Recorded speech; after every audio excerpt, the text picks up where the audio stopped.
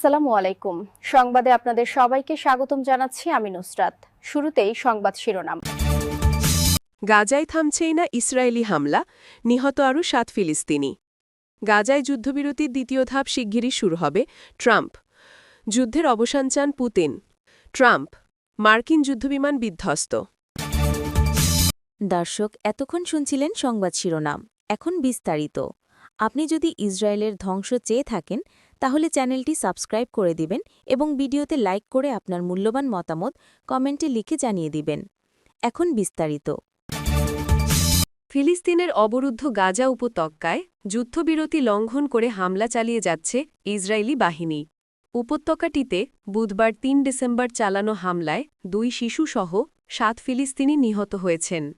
Israeli সেনাবাহিনীর দাবি, মিশর সীমান্তের কাছে দক্ষিণ রাফায় হামাস তাদের যোদ্ধাদের ওপর হামলা চালিয়ে তাদের ৪ সেনাকে আহত করার পর এই হামলা চালানো হয়েছে। এদিকে রাফা সীমান্ত খুলে দেওয়ার সিদ্ধান্ত নিয়েছে ইসরায়েল। তবে ক্রসিং দিয়ে কেবল গাজার বাসিন্দারা উপত্যকা ত্যাগ করতে পারবেন বলে জানিয়েছে তেল আবিব। এই সীমান্ত দিয়ে কোনো ত্রাণ বা সহায়তা প্রবেশ করবে না। তবে মিশর এটিকে মার্কিন প্রেসিডেন্টের শান্তি পরিকল্পনার পরিপন্থী ও একতরফা সিদ্ধান্ত আখ্যা দিয়ে তীব্র সমালোচনা করেছে। মার্কিন প্রেসিডেন্টের পরিকল্পনায় ছিল রাফা সীমান্ত উভয় দিকের চলাচলের জন্য খুলতে হবে। এর মধ্যে যুদ্ধবিরতি চুক্তি অনুযায়ী আরও এক ইসরায়েলি জিম্মির মরদেহ হস্তান্তর করেছে হামাস। স্থানীয় সময় বুধবার বেইত লাহিয়ায় সংগঠনটির সদস্যরা রেড ক্রসের কাছে মরদেহ হস্তান্তর করে। পরে মরদেহ পৌঁছে দেওয়া হয় ইসরায়েলে। আল জাজিরার প্রতিবেদন মতে বুধবার ইসরায়েলি বাহিনী অভিযোগ করে রাফা সীমান্তের কাছের একটি এলাকায় অভিযান পরিচালনার সময় তাদের সেনাদের ওপর অতর্কিত হামলা চালানো হয়। তেল আবিবের দাবি, হামাস সদস্যদের হামলায় কয়েকজন সেনা আহত হয়েছেন। এর কড়া জবাবের হুঁশিয়ারি দেন প্রধানমন্ত্রী বেনিয়ামিন নেতানিয়াহু। মার্কিন প্রেসিডেন্ট ডোনাল্ড ট্রাম্প জানিয়েছেন, ফিলিস্তিনি প্রতিরোধ আন্দোলন হামাস ও ইসরায়েলের মধ্যে চলমান যুদ্ধবিরতি দ্বিতীয় ধাপ শিগগিরই শুরু হবে। যুক্তরাষ্ট্র, কাতার ও মিশরের মধ্যস্থতায় গত ১০ অক্টোবর এ যুদ্ধবিরতি শুরু হলেও ৫০০ বারের বেশি চুক্তিটি লঙ্ঘন করে হামলা চালিয়েছে দখলদার ইসরায়েল। এর ফলে যুদ্ধবিরতির পরও নিহত হয়েছেন প্রায় ৪০০ ফিলিস্তিনি। এর আগে গত বুধবার ৩ ডিসেম্বর সন্ধ্যায় খান ইউনিসে বাস্তুচ্যুত মানুষের উপর বিমান ও কামান হামলা চালিয়ে অন্তত ৫ জনকে হত্যা করেছে দখলদাররা। ইউক্রেনের সঙ্গে চলমান যুদ্ধের অবসান চান রুশ প্রেসিডেন্ট ভ্লাদিমির পুতিন। এমনটাই জানিয়েছেন যুক্তরাষ্ট্রের প্রেসিডেন্ট ডোনাল্ড ট্রাম্প। তিনি বলেছেন, পুতিন এখনও চান ইউক্রেন যুদ্ধ শেষ হোক।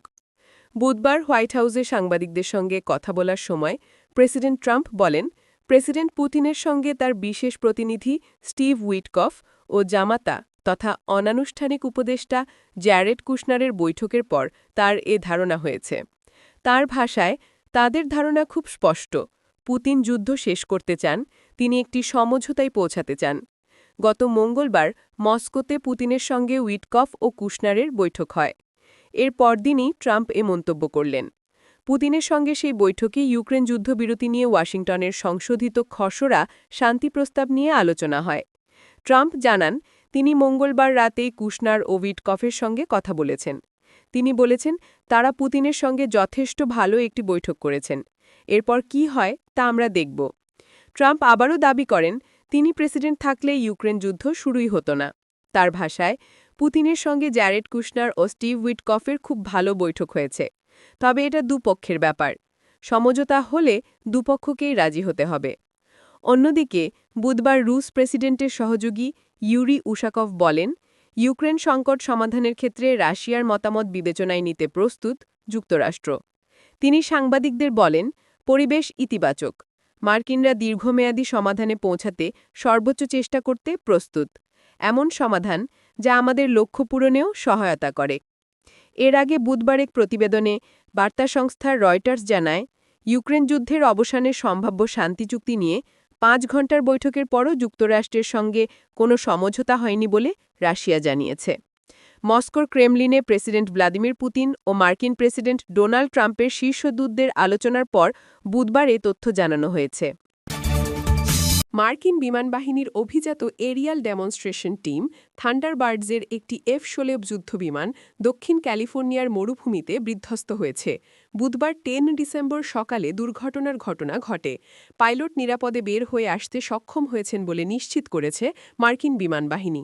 বিমানবাহিনীর মুখপাত্র স্টাফ সার্জেন্ট জুবান্তে জনসন বুধবার এক ইমেইলে নিশ্চিত করেছেন পাইলট স্থিতিশীল অবস্থায় আছেন এবং তাকে চিকিৎসা দেওয়া হচ্ছে। সামরিক কর্মকর্তারা জানিয়েছেন প্রশিক্ষণ মিশনের সময় নিয়ন্ত্রিত আকাশসীমার মধ্যে সকাল 10:45 নাগাদ এই দুর্ঘটনা ঘটে। তবে ঠিক কী কারণে বিমানটি বিধ্বস্ত হয়েছে তা তাৎক্ষণিকভাবে স্পষ্ট নয়। জানা গেছে F-16C ফাইটিং ফ্যালকন যুদ্ধবিমানটি ক্যালিফোর্নিয়ার ট্রোনার কাছে মোজাভে মরুভূমির একটি শুকনো হ্রদের জমিতে আছড়ে পড়ে।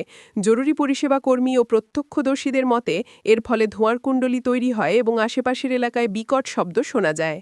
ট্রোনা বিমানবন্দরের ব্যবস্থাপক জর্জ বাস ফোন সাক্ষাৎকারে জানান বিমানটি বিমানবন্দর থেকে প্রায় 2 মাইল দক্ষিণে বিধ্বস্ত হয়, যদিও এটি বিমানবন্দর ব্যবহার করছিল না। তিনি আরও উল্লেখ করেন যে এই অঞ্চলে সামরিক বিমানে নিয়মিত উপস্থিতি রয়েছে। অনলাইনে প্রচারিত একটি ভিডিওতে দেখা গেছে যুদ্ধবিমানটিতে আগুন লেগে যাওয়ার ঠিক আগেই পাইলটের প্যারাশুট খুলে যায়। বিমানবাহিনীর 2021 সালের সর্বশেষ হিসেব অনুযায়ী একটি F-16C যুদ্ধবিমানের দাম প্রায় $18.8 মিলিয়ন। ফেডারেল এভিয়েশন অ্যাডমিনিস্ট্রেশন ঘটনা সংক্রান্ত সমস্ত প্রশ্ন সামরিক বাহিনীর কাছে উল্লেখ করেছে। আপনি যদি আমাদের চ্যানেলে নতুন হয়ে থাকেন তাহলে চ্যানেলটি সাবস্ক্রাইব করে দিন।